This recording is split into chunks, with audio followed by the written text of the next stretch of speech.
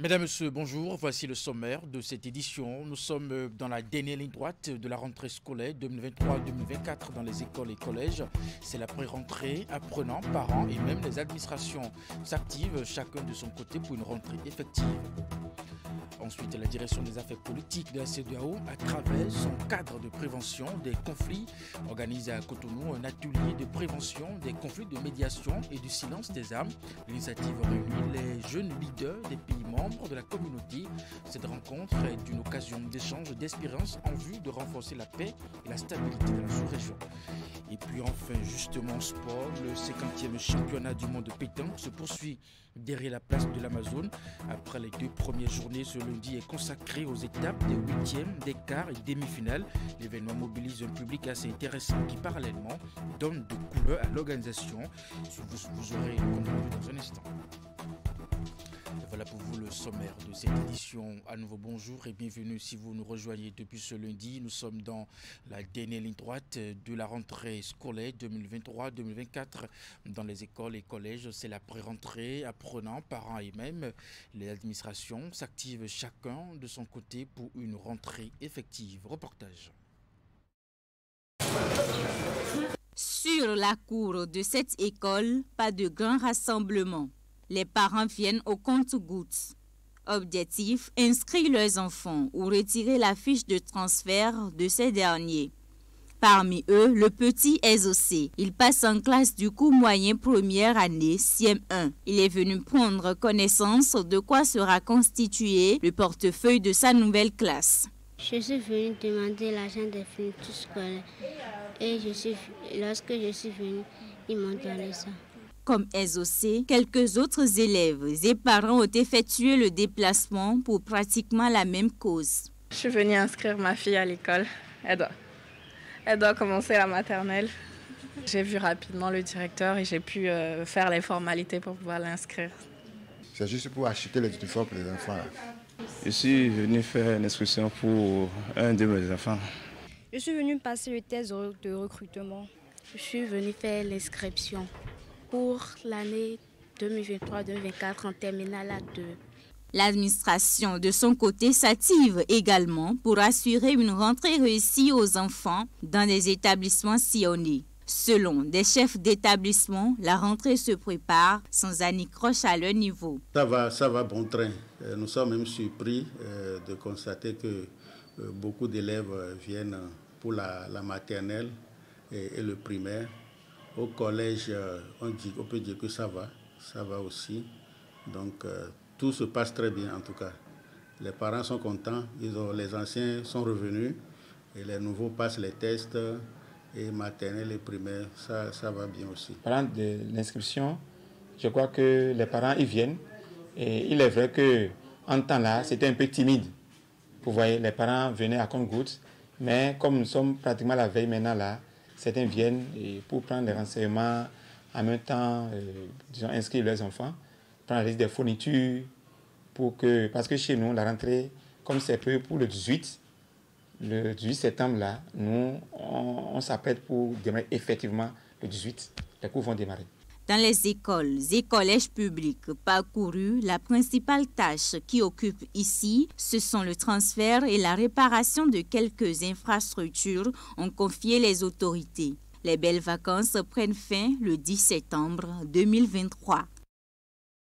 Dans le même registre, renforcer les compétences éducatives et les pratiques pédagogiques des enseignants dans le but d'améliorer et de consolider les capacités du personnel enseignant d'encadrement des 10 enseignants, inspecteurs et conseillers pédagogiques. Voilà en gros l'objectif que vise la nouvelle phase de l'initiative francophone pour la formation à distance des maîtres en vue donc des travaux pratiques sur le terrain de cette phase 2022-2026 sur le terrain. Une séance de travail a été initiée, bien entendu à Natitengu, pour le camp de la Takura en faveur des acteurs éducatifs. Reportage. Après les résultats concluants issus des phases d'expérimentation et de déploiement conduites de 2008 à 2010 et de 2011 à 2014, il était souhaité qu'une autre phase vienne consolider les acquis. C'est donc pour préparer le lancement pratique de la nouvelle phase 2022-2026 de l'IFADEM, entendez, initiative francophone pour la formation à distance des maîtres que se tient cette séance d'information, de sensibilisation et d'installation du comité départemental de l'IFADEM à Nati Tengou pour le compte de la TACORA. L'IFADEM, c'est un programme qui nous accompagne dans le renforcement de capacités des enseignants, beaucoup plus les enseignants titulaires du CEAP, les enseignants titulaires du baccalauréat. Nous recevons l'accompagnement de ce programme pour conduire ces enseignants vers la professionnalisation en vue d'obtenir leur certificat d'aptitude pédagogique. Essentiellement, il s'agira de former ces enseignants à travers une approche hybride. Il y aura des regroupements en présentiel et il y aura également des interactions avec eux à distance à travers une plateforme que nous allons développer avec des spécialistes en la matière. Le programme IFADEM traduit l'engagement du ministère des enseignements maternels et primaires à améliorer la qualité des apprentissages et les performances du système éducatif. Une initiative qu'apprécie le DEDAMP à TACORA. Je me réjouis du choix de notre département, la TACORA, comme bénéficiaire de ce projet au regard de l'importance de cette initiative dans l'amélioration des conditions d'apprentissage et d'enseignement. J'invite tous les participants présents à cette séance à une attention particulière pour les informations qui leur seront apportées, à la sensibilisation dont ils vont bénéficier. 5 départements, dont la Libori, le Borgou, la Donga, le Koufo et la TACORA, seront impactés par ce programme financé par le partenaire du développement Belgique, l'OIF, l'IFEF, l'AUF et l'APF. IFADEM vise la formation continue des enseignants et APF est bien dans cette disposition-là, accompagner la formation continue des enseignants. Mais au-delà, APF va soutenir la formation même des directeurs et la formation aussi des inspecteurs et des conseillers pédagogiques. Tout ceci pour améliorer les résultats scolaires des apprenants. Alors, ces différents axes transversaux d'intervention qui ont été intégrés à IFADEM nous amènent justement à porter ce programme-là. À la fin de cette séance faite de communication, un comité départemental de 9 membres a été installé, ayant à sa tête le DEDAMP à TACORA. Il faut noter que la tournée des responsables de l'IFADEM à travers les départements concernés a démarré le lundi 4 septembre dernier à Parakou et prendra fin ce vendredi à Aplaoué. La direction des affaires politiques de la CEDEAO, à travers son cadre de prévention des conflits organisé à Cotonou, un atelier de prévention des conflits, de médiation et du silence des armes. L'initiative réunit les jeunes leaders des pays membres de la communauté. Cette rencontre, justement, est une occasion d'échange d'expériences en vue de renforcer la paix et la stabilité dans la sous-région. Les travaux de cet atelier ont été lancés ce lundi par le représentant du résident de la CEDEAO à Cotonou. Le point avec Idrissou Boukari et Vito Nkouen. Des jeunes appartenant à diverses organisations venues de tous les pays de la sous-région ouest africaine en atelier à Cotonou. Pour la paix, la stabilité et le développement dans les pays membres de la CEDEAO, les différentes politiques et stratégies doivent mettre la jeunesse au cœur de toutes les actions pour plus d'efficacité. C'est le bien fondé de cette rencontre de 2 jours initiée par la direction des affaires politiques de la CEDEAO et conduite par le cadre de prévention des conflits de la CEDEAO. Pour les organisateurs, la jeunesse joue un rôle capital dans la prévention des conflits, la médiation et le silence des armes. Hence, this workshop, distinguished participants, is bringing together representatives of youth. À travers cet atelier, ce que nous essayons de faire, c'est de rassembler les représentants des jeunes de la sous-région et de pouvoir profiter de leurs expériences dans le domaine de la paix et de la sécurité. Il est donc important pour nous de bénéficier de l'énergie positive de ces jeunes et de les impliquer dans le processus de prise de décision. Get them involved in decision making. get them involved in decision making. Leur donner la voix en tant qu'acteur important de la sous-région pour la transformation de la CEDEAO des États à la CEDEAO des peuples. Le présent atelier a pour principal objectif d'améliorer la mise en œuvre des initiatives de prévention des conflits, la médiation et de faire taire les armes menées par les jeunes dans les États membres de la CEDEAO. La tenue de l'atelier est soutenue par le projet APSA, Architecture de paix et de sécurité pour l'Afrique, qui est un programme de l'Union africaine. Que sera l'Afrique dans 500 ans? Que sera l'Afrique dans 100 ans? Vous vous rappelez de la vision de la CEDEAO 2050? Vous vous rappelez de la vision de l'Union africaine 2063? Que serons-nous? Que ferons-nous? Ce que nous ferons, ce que nous serons, ce que l'Afrique sera, c'est ce que nous sommes en train de bâtir aujourd'hui. Cet atelier, je trouve, est une aubaine pour la jeunesse ouest-africaine, notamment celle du Bénin, ici présent, de participer activement aux activités pour se faire entendre, en vue d'impacter les décisions dans le sens du renforcement de la résilience et de l'amélioration de la situation d'insécurité et d'instabilité. Je pense que ça a été également bien rappelé. L'insécurité s'est imposée à l'agenda de développement. Donc, il est très important de prioriser des actions concrètes pour juguler cette insécurité, pour que les actions de développement puissent émerger au plus grand bonheur de toute notre communauté. Le souhait de la direction des affaires politiques de la CEDEAO à travers cette initiative est que les jeunes saisissent cette opportunité pour contribuer à l'atteinte de l'objectif visé en vue de lutter efficacement contre la prolifération des armes et des conflits en Afrique de l'Ouest. Les assises de Cotonou permettront donc de renforcer l'engagement des jeunes de la communauté à promouvoir la culture de la paix, de la sécurité et du développement dans leurs pays respectifs. Martin Runga, ce nom est devenu en quelques jours le symbole d'une justice éprouvée, d'une indignation impliquant la police républicaine dans une affaire difficile à comprendre. Il aura été abattu par les éléments de la police républicaine dans la nuit du lundi 4 septembre 2023. À suivre justement le condensé des réactions dans le monde des artistes, des influenceurs, des politiques, des étudiants. Récit.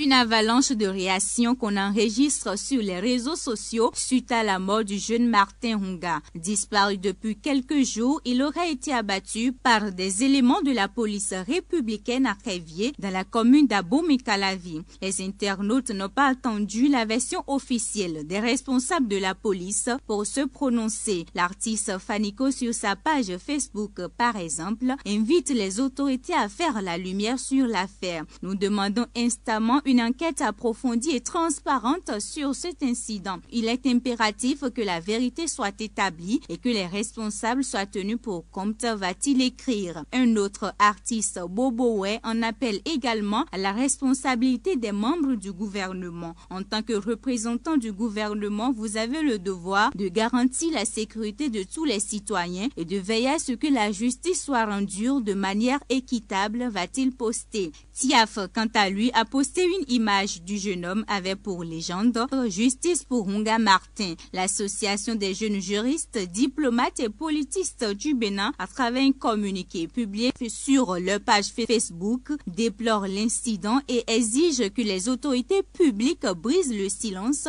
sur les circonstances de ce drame et sur l'avancée de l'enquête si bien évidemment elle était ouverte. La journaliste et web activiste Angela Kpeidja a également donné son avis sur le sujet. Sur sa page Facebook, elle s'interroge aussi sur les vraies circonstances de ce drame et partage la douleur de la mère de Martin Runga. Hugues Koman-Sosukpe, web activiste, s'est invité dans le débat sur la disparition assez controversée de jeune Martin. Il dénonce sur sa page Facebook ce qu'il qualifie de silence sur l'autorité sur l'incident. Tant de réactions sur la mort de jeune Martin Runga, âgé de 18 ans, dans la commune d'Abomey-Calavi. Pour l'heure, aucune réaction émanant ni de la police républicaine, ni des autorités à divers niveaux. Le frère aîné de la victime, joint par la rédaction de Canal 3, affirme que les choses n'ont pas avancé de leur côté quant à la réclamation de sa famille d'avoir le corps pour faire le deuil. Dans une correspondance adressée aux maires et aux secrétaires exécutifs des mairies, le président Patrice Talon a interdit tous travaux urbains d'embellissement à l'occasion des fêtes. De quoi retourne concrètement cette décision? On va le savoir dans ce récit. Peinture sur les troncs d'arbres, les terre-pleins centraux ou même sur les bordures des trottoirs à l'approche de la fête nationale et des fêtes de fin d'année, c'est désormais interdit. Les citoyens des villes ne verront plus ces signes annonciateurs des grandes célébrations au Bénin. Plus de peinture d'embellissement au niveau de ces espaces. À travers une correspondance adressée aux maires et aux secrétaires exécutifs des mairies, en date du 5 septembre 2023, le chef de l'État, Patrice Talon, interdit formellement les peintures sur les bordures des trottoirs, des troncs d'arbres et des terre-pleins centraux. Ceci dans toutes les communes du Bénin. Cette même note instruit les préfets à la veille de l'application rigoureuse des consignes du président de la République. Et qu'est-ce qui peut justement motiver une telle décision? Nous avons posé la question à un spécialiste des questions de décentralisation et voici sa réponse. Cette correspondance du chef de l'État appelle une observation de forme et une observation de fond. Sur le fond, je pense que nous sommes dans un pays en développement où les priorités ne sont pas forcément d'investir des ressources locales dans ces travaux-là. Si ces communes-là avaient l'habitude de solliciter l'avis de leurs citoyens, si ces communes-là avaient l'habitude de demander à leurs citoyens leur avis, je crois qu'à une majorité écrasante, les populations de ces communes auraient déconseillé d'investir dans ces travaux-là. Donc, sur le fond, le chef de l'État a raison de rappeler cette interdiction simplement parce que d'autres priorités existent, d'autres services publics ont besoin de ces ressources-là pour que les populations puissent avoir un niveau amélioré de services sociaux de base. La décentralisation, c'est l'État qui décide de la faire et donc c'est de la responsabilité de l'État aussi de veiller à ce que la bonne gouvernance soit de mise. Et donc sur ce plan-là, il n'y a pas de polémique à faire. Sur la forme, c'est vrai que depuis 2003, je n'ai jamais vu une correspondance du chef de l'État en direction des maires, en direction des secrétaires exécutifs ou des collectivités territoriales. La doctrine et la jurisprudence ont évolué aussi et on admet quand même que les contributions pour améliorer la gouvernance locale sont de mise, même si ces contributions viennent du pouvoir central. Je crois aussi que sur les questions de bonne gouvernance, d'amélioration de la gouvernance locale, on peut comprendre que celui qui est le patron de l'autorité de tutelle puisse aussi décider d'une manière ou d'une autre d'adresser directement une correspondance aux collectivités territoriales, surtout si c'est une question qui, à mon avis... Dans la suite de ce trésor au Bénin, PIS ONG est toujours dans sa dynamique d'apporter de la joie partout au Bénin. Cette année 2023 a vu la 5e édition de la finale du tournoi de football dénommé Vacances PIS se tenir dans la commune de Pomassé entre Tori-Bocito Football Club et Pomassé Football Club. Voici le compte rendu. La commune de Tori-Bocito en maillot couleur or s'est octroyée la 5e édition du tournoi Vacances PIS sur le terrain de son adversaire, ici en jaune. Le coup d'envoi de cette finale a lancé les deux équipes dans un duel riche en spectacles, sous l'admiration d'un public qui a fait le déplacement massif. La première mi-temps a révélé deux équipes en quête de but, un résultat recherché par PIS ONG en initiant un pareil tournoi. Nous avons identifié des périodes de vacances comme des périodes de grande mobilité des enfants. Et si les enfants partent de leur localité, le risque est très grand qu'ils ne reviennent plus pour la rentrée. Et ce qu'ils recherchent souvent, ce sont des activités d'épanouissement en allant dans les grandes villes qui entourent leur localité. Et nous avons imaginé que en leur apportant ces jeux-là pendant les vacances dans leur localité, ça leur permettra de vivre des vacances heureuses et de rester dans leur localité pour pouvoir reprendre les classes après. À la reprise, les incursions de part et d'autre se sont révélées vaines. La pression d'un côté comme de l'autre n'a pu changer le cours du jeu, toujours 0 but partout. C'est au cours des tirs au but que Toribo Cito s'est montré plus adroit que son adversaire. Déception d'un côté, la liesse de l'autre. La victoire m'a beaucoup plu et je suis en joie. Et j'aimerais remercier mes coéquipiers qui m'ont poussé à gagner le trophée.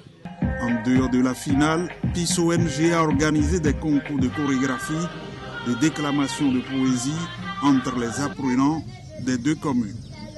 Dans l'ensemble, l'objectif est atteint et c'est la satisfaction pour PIS ONG.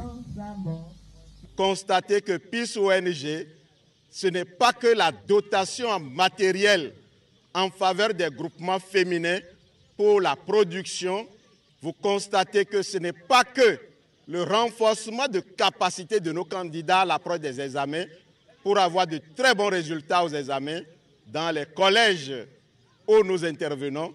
À travers cette liesse populaire de ce soir, avec cette finale très enlevée que nous avons vécue, constatez évidemment avec moi que PIS ONG, ce n'est pas que la dotation en fourniture scolaire au profit des enfants vulnérables, les scolaires, au début de la rentrée. Vous constatez enfin avec moi que PIS ONG, c'est un accompagnement holistique pour donner à l'enfance au Bénin le mieux-être. Et je suis très content ce soir de constater cela avec vous.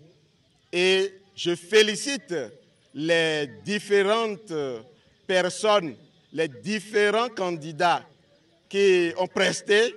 Et ensuite, je félicite mes enfants pour nous avoir offert un jeu plaisant. Les finalistes malheureux, tout comme les gagnants, ont reçu d'enveloppes de ballons de trophées. Aussi, chorégraphes et poètes en herbe ont-ils reçu de récompenses composées de fournitures scolaires. Et pour finir, le 50e championnat du monde de pétanque se poursuit derrière la place de l'Amazone justement.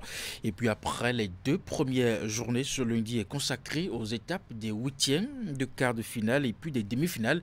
L'événement mobilise un public assez intéressant qui parallèlement donne de la couleur à l'organisation. Reportage.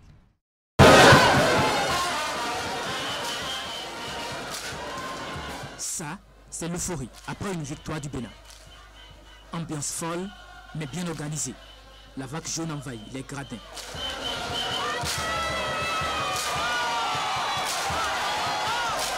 Marcel Betaglé et Laïma Sambo viennent de remporter leur match comptant pour les quarts de finale en doublette mixte face à l'Allemagne. Score 13-6. Ils font juste notre fierté et nous sommes fiers d'animer pour eux. Nous sommes vraiment fiers. D'accord. À qui ne dit pas son nom.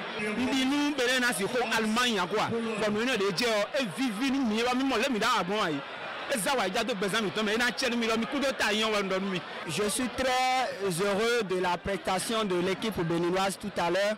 Au début, le jeu a été très dense pour eux, mais finalement, ils ont pu, avec la tête très haute, remporter la victoire. Ce qu'ils ont fait ce soir, vraiment, c'est tout le monde qui est content ici. L'atmosphère est constamment tendue. Les rencontres sont instantanées et le public soumet à toutes les émotions. Mais l'organisation, elle, est bien appréciée. Édition spéciale. J'ai assisté à 3 championnats du monde. C'est une championnat du monde spécial avec le public, avec l'organisation, avec les terrains. Tout est bien préparé, tout est magnifique. La gentillesse du public, la gentillesse du peuple béninois, et l'organisation, les terrains, les gradins, tout est bien préparé, tout est bien. Pour le moment, je tiens à féliciter la Fédération béninoise de pétanque, ainsi que son président plus particulièrement, qui ont ménagé aucun effort pour que cette fête-là soit belle. En général, les mots me manquent.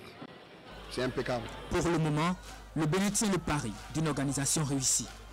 Les 50e mondiaux de pétanque se poursuivent et sont gratuitement ouverts au public. Et voilà donc pour l'ambiance dans le cadre de cette compétition. Aujourd'hui, mardi, se déroule du côté de la place de l'Amazone et puis les finales. Mesdames, Messieurs, c'est la fin de cette édition. Merci de l'avoir suivi, de votre fidélité au programme de Canal 3 Télévision. À 16h, retrouvez votre bulletin d'information, 19h30, la grande édition de la soirée. Jusqu'à là, portez-vous bien et à très bientôt.